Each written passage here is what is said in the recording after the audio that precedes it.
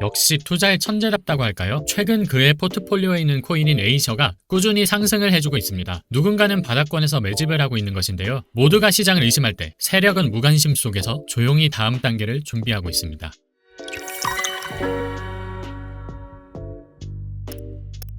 안녕하세요, 피터입니다. 현재 비트코인은 52K까지 하락 후 반등하여 볼린저 밴드상 중단선인 58K 부근에 자리 잡은 모습입니다. 58K 자리는 앞서 많은 변곡점이 되었던 자리라 저항이 예상되는 만큼 한 번에 강하게 뚫어주는 것이 아니라면 하락 후 재차 반등 후에 돌파하는 것을 기대해 볼 수 있겠습니다. 여전히 지루한 행보장을 가져가는 비트코인인데다 매크로 경제도 다음 주에 있을 FOMC 전까지는 눈치를 보는 느낌이라 섣불리 매매를 하시는 것보단 현재 위치에서는 관망 후에 확정적인 뉴스가 나온 후 방향성이 확실해지면 매매하시는 것을 추천드립니다. 저 같은 경우에는 52K 부근에서 일부 매수를 진행하였는데 58K 돌파 여부에 따라 일봉상으로 돌파 시 반익절 후 관망, 돌파 실패 시 완익절 후 관망할 예정입니다. 저보다도 더 안정적으로 매매를 하고 싶으신 분들은 비트코인 가격이 전고점인 73.7K를 확실히 돌파하는 것을 보고 진입해도 절대 늦지 않다는 점 참고하셔서 매매하시는 것을 추천드립니다. 오늘은 먼저 비트코인 공포 탐욕 지수를 보겠습니다. 공포 및 탐욕 지수는 23년 초 강세 랠리 시작 전 위치로 다시금 내려와 주었는데 앞서 최근 상승한 비트코인의 전체적인 시장 분위기를 보았을 때 짧으면 한 달 이내에 추세를 반전시킬 수 있는 긍정적인 움직임이 시장에 연출될 가능성이 높다고 봅니다. 이어서 블룸버그 인텔리전스의 분석가 에릭 발추나스에 의하면 환희에 가득 찼던 투자자들 90% 이상은 지난 6개월간 지속된 하락장의 스트레스를 견디지 못하고 모두 포기하게 되었다고 합니다. 우리 시장은 데이터도 데이터지만 개인 투자자들의 심리로 반영되는 시장이기에 심리적인 데이터가 바닥이 났다는 것은 추세 반전이 나타날 수 있다는 의미와 비슷하다고 보고 있으며 늘 그랬듯 이 시장은 긴 호흡으로 바라보고 믿음이 있는 투자자만이 큰 성과를 거두었기에 이 부분에 있어서는 글로벌 엘리트들의 포트폴리오만 보아도 그들은 손을 놓고 떠나는 분위기가 아닌 다가오는 강세장을 준비하기 위한 시간을 보내고 있다는 것을 알 수 있습니다. 비트코인 현물 ETF만 보아도 2차례 13F 보고 기간 동안 1000개 이상 기관 투자자들을 확보하게 되었으며 침체라는 분위기가 멀다고 할 정도로 역사상 전례 없는 수준의 확장성을 만들어주고 있습니다. 뱅가드, 블랙록, 피델리티, 모건 스탠리, JP모건, 뱅크 오브 아메리카 등등 전 세계 모든 돈을 쥐어잡고 있는 금융기관들이 지금 어디에 집중하고 있는지 이미 힌트는 시장에 반영되고 있으며 가격 상승은 시간 문제일 뿐 결과는 머지않은 시일 내에 우리 눈앞에 나타나게 될 것입니다. 이들은 코인베이스의